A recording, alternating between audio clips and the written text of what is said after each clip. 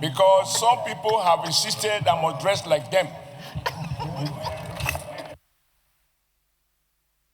Your microphone. Your microphone. Your microphone, sir. Is one senator who advised me that there is a plan to walk me out. And by the time they walk out, wadada for no wearing tie. That's why we see sometimes I'm wearing this umbrella. No, sorry, not umbrella. I'm wearing this South cap.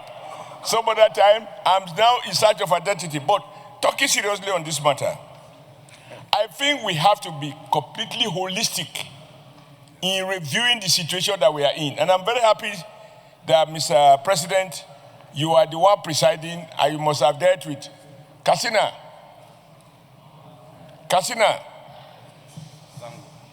Zango. No, but I want the full attention of Mr. President. Sir, I think you said it. My experience, and I'd like to share that, is that we also have to educate, persuade, and enlighten Nigeria businessmen and women, particularly the construction industry. Because what I found, and I'm now talking of my experience,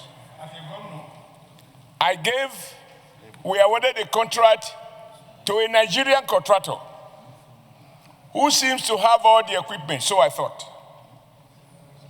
In the end, at least I had 3 terrible experiences in trying to be patriotic, not only to give contract to a Nigerian, but the Nigerian that has stake in my state. What did I find? I was forced to have to revoke that contract because of the poor quality of work. Mr. President, sir, if you go around Abuja, you will notice 2 categories of contractors. You will see a high-rise building, 2-story building, a story building, and they are using local bamboo to do scaffolding. Rather than invest over time to buy scaffolding, they go to the bush, they are felling trees to still use them the way it was being done during the era of Mongo Park. So the Nigerian contractors have to invest in equipment. They have to invest in training and retraining of Nigerian workers.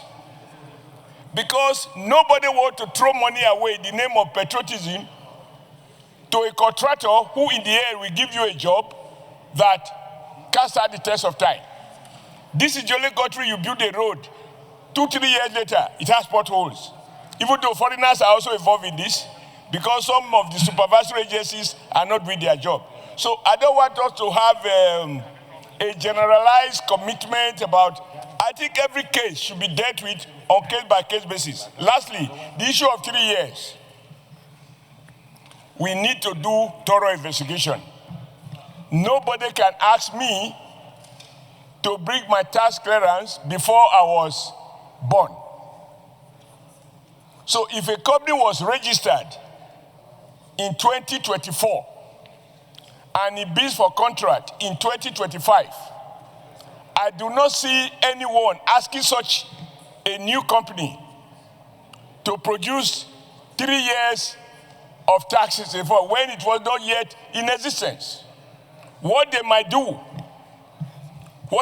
is to ask you to look at your members of staff, whether you have the right engineers, electrical, mechanical, and civil, to be able to handle the kind of job you are bidding for.